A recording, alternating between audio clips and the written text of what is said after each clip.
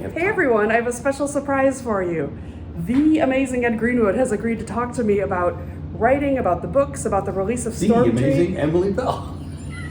We're here at CanCon in Ottawa, and I'm just so excited because I love the people here, I love this atmosphere, and I love talking about everything in terms of fantasy and writing and fun and friends. So, And speaking of which, right in front of us, right here, we have 3 books that Emily has written. I see 1 here, I see 2 here, and when does this come out?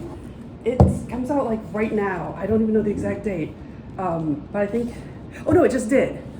Okay. I run a small press, as you know, so I've been very occupied in my brain. But yes, Right. this actually just already came out, like So- last week.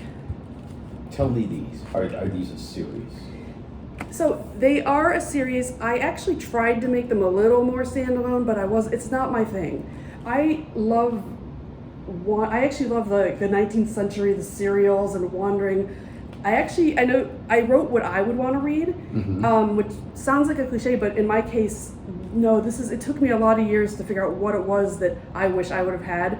And it's just following, I read a lot of the generational, like epic fantasy, and I loved that feeling of getting to know people through the years, and you remember when they're young, and then you see when they're older, and so now I have received good advice that says people will want a little bit of an arc.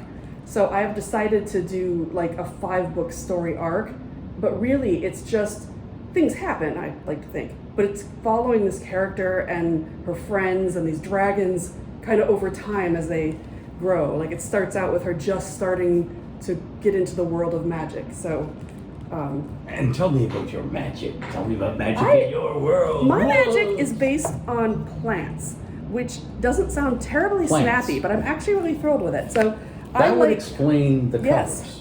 colors. I like the idea of melding like really classic fantasy, people call them tropes, but I just love that. I love old school fantasy, and I also like modernizing it. So I had to have like, wizard towers, because wizard towers are inherently like cool and funny. So there's 7 towers, and they're all each like a branch of magic. There's actually a little map up here that shows them. They're all focused on a different element of plant magic, and they all do something. They use it a little bit differently. So is plant magic quiet and slow? It could be many things. Oh, okay. Like, for example, this book actually takes place mostly at Grand Tower, which is things like large trees. It's grand. They use wands, and they have a reputation of being sort of arrogant in the world, because that's one thing is the mages all sort of have prejudices against each other, and they're snooty, and they all think the other ones. Yeah, I like mage dynamics, but There's a mage now? yeah, there's a mage now. Didn't like that. But what she learns is when she goes to Grand Tower, it's not just about big and powerful, and the grand magic is about things like it. There's no way to talk about wands and wizard towers, and anyway, I'm trying to say this delicately. It's not just about This penetrating analysis. yes, penetrating enough. It's not just about big and powerful. What she finds out is that in the forest, the trees protect the saplings. The trees protect all. So they view themselves not as better or grander, but as protectors. But their whole mentality is more about staying in place, about a little slower, a little. And so I like the idea that each of these sort of branches of magic has it's very cultural. I love world building. Like that's my favorite thing in the world, and that's why I'm so excited to be with you. I love world building, and so I have so much thought into kind of. They're not just one thing. Like this magician does this tower does this. It's very nuanced and layered in terms of how they perceive themselves, how they look down on the other towers. They look down on sports because sports sort of makes fun of them.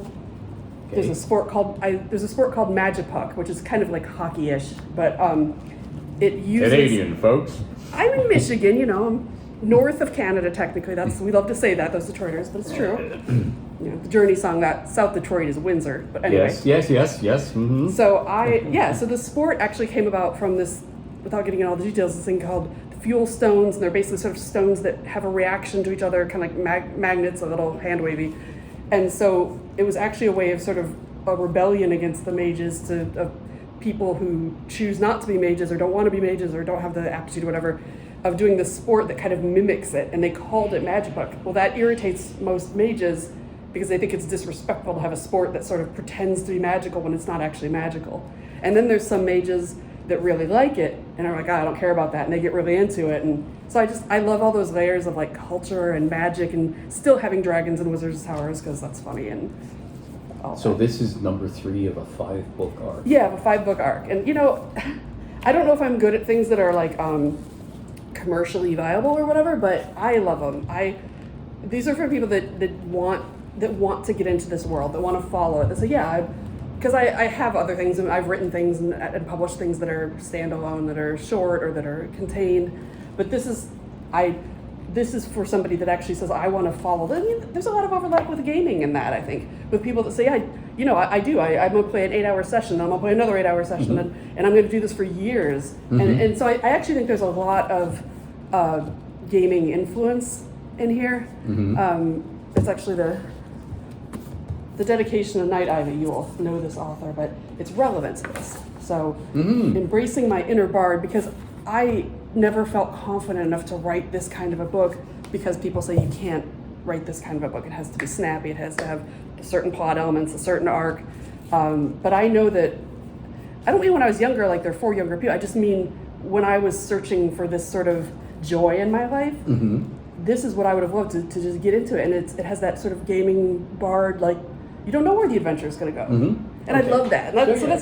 You've helped me draw out what it is that I love about my books. It's like, it's a wandering adventure, and you don't know where it's going to go, but it's like life. It's not everything in life. I wish it would be so easy. I'm not a Chekhov's gun person, because that's not how it works. And so, for those of you who are taking notes at home, Chekhov's gun is the principle that if you show a gun on the wall in Act 1, that gun will be used before the end of the play.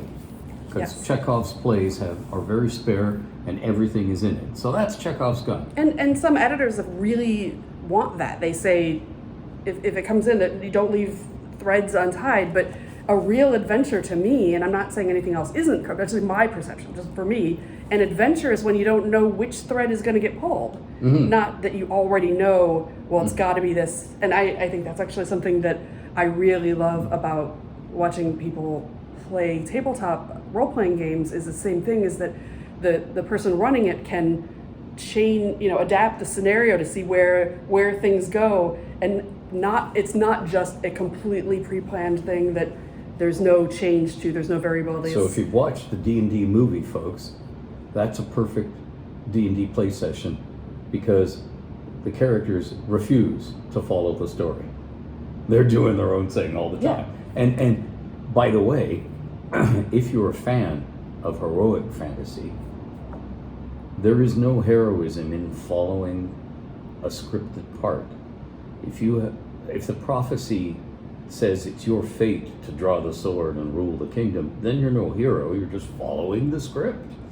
So I love this sort of concept, writing. Where it just wanders. So you have 2 more books to wander through. Yes. And then what will you do?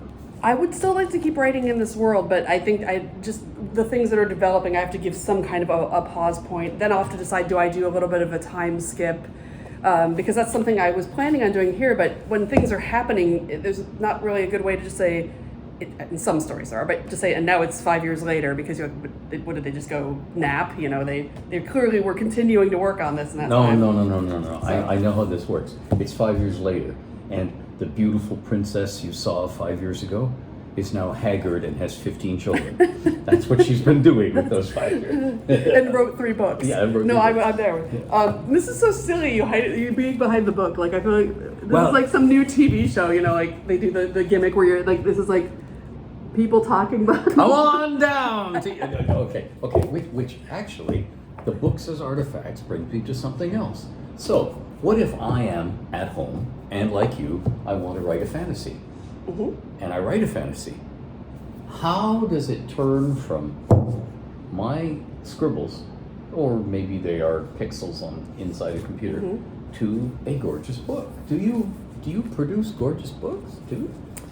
You know, I am fortunate enough in life to have a very strange path. I don't have time for that now, but if you look at my past and different career paths and changing directions, and a computer scientist and an engineer getting married, and then mental health issues. And engineers get married? Say it isn't so.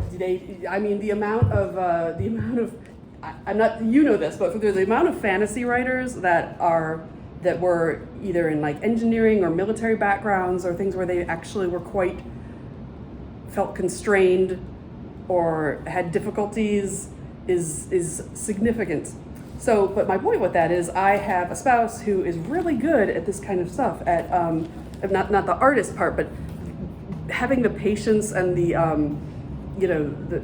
being able to sit there and look up, okay, what do you do? What is typesetting like? What do people use? What kind of paper do people use? All these details that I would already be like, phew. I mean, I am detailed about the writing, but I love the writing. I love the stories. I love the world building. Font sizes don't excite me the same way. But so that's why we have a press. It's not because we're, different or better or anything. We just happen to be the strangest two people that wandered down a path that led us to a place where we could make pretty books. And I'm so grateful for that. And I would say to people out there that want to write fantasy, I always try to think of a better variation on you should write, because that sounds sort of, if you want to write. But really, I see the ways that people get in the way of themselves so often. Mm-hmm. And I also like to talk a lot about, I actually have a British Fantasy Society is going to be posting a guest blog soon about this, that your writing always matters to someone. And you can write with, just like in gaming, you don't have to be writing to be a bestseller, or you can try to be a bestseller, or you can write in your diary and only read it, or you can read it to the person that you trust to hear the words, or you can play with your friends in a game. So I think just find if you want to write fantasy or gaming, find what really makes you happy to write. Start there. I mean, if you have to go commercial, don't ask me for advice.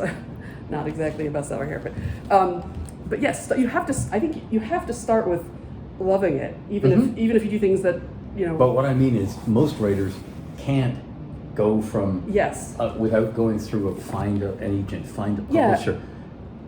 You can print books. Yeah, and that's where it really depends on your situation. You can find me online. I'm always happy to give my perspective or advice. Some people can self-publish. I really can't self-publish. I mean, technically these are self-published because they're from my press, but I wouldn't be able to do it without Chris and everything he does for the business, for the legal, there's a lot of work he is doing. So it's kind of in between. It's indie published, but I just accept my own books because I'm that kind of editor. I always say yes to me. And ooh, I like that. Yes, I gotta get you one of those. I'll say yes to me too. There's something to it. But there are a lot of really good indie presses out there if people want to say, I want to have a pretty book, and obviously a big pub too, but those are different paths, and I'm not the best to give you advice on big pub. But there's so many small presses, indie presses, medium size, small parts of bigger companies that are doing publishing. And I think that if you start with what you love, and I don't mean that in a toxic sort of shallow way, not like, oh, do what you love. Like, I mean, people go to fantasy and role-playing and fantasy type, and science fiction too, but I'm a fantasy guy. You go to fantasy for a reason. We talk about like fantasy authors have stuff in common. I've met some of my, the people I've admired, or talked to some of the people I've so admired when I was reading younger, and I'm like, oh, we're all like this. Okay, we all have stuff. We're all crazy. It's true. And yes, and that's no time now, but I connected. I've been publishing The Factory by this Ukrainian poet who was killed, and it's his only novel now. And I realized the same thing about him. You read it, and it's just like, oh, he was. This is why I made this connection. He's one of us. He was one of us. He's just. Let's get out there and do the things that people say we're not supposed to do, and we go out there and we do them anyway. And I guess that's why I love fantasy in particular. Is there's so much of it is what we were told not to do, but we just want to be happy, and we want to. You want to do what we want to tell our stories. Because it's not just about it. It's about everybody being happy. We want everyone to find that joy, and we want to share it. Not everybody can be Conan or write about Conan. Not everybody can be Gandalf or write about Gandalf. We all find our own path. Mm-hmm. Yeah. And that's, again, I talk about gaming a lot because gaming is so accessible for all when people are playing a game, I don't think they always understand that they're writing. When you're role playing and somebody and you respond to a situation, you are not only writing, you are improvising. And people say, well, I could never do that. I could never sit down and write a story. I wouldn't have that. It's like, that's what you were doing there. That was a story that you just told. It may be a 30-second story or a minute story, but it's a story. It's a story. That's how and I love it. And so cool. Thank you so much for doing this. Hey, thank you. This is fun. Yeah. I'm excited. So you just hang out with writers and we talk about writing. And I'm just going to say again, I'm so happy to be here at CanCon because I had a conversation with a swords master about inappropriate medieval sword usages. I had a conversation with somebody else. We were talking about world building. I was geeking about the Saltyverse. You can look that up. To some people, the best world building going on out there right now, honestly. And it's just like, I love talking about what we do. I love this.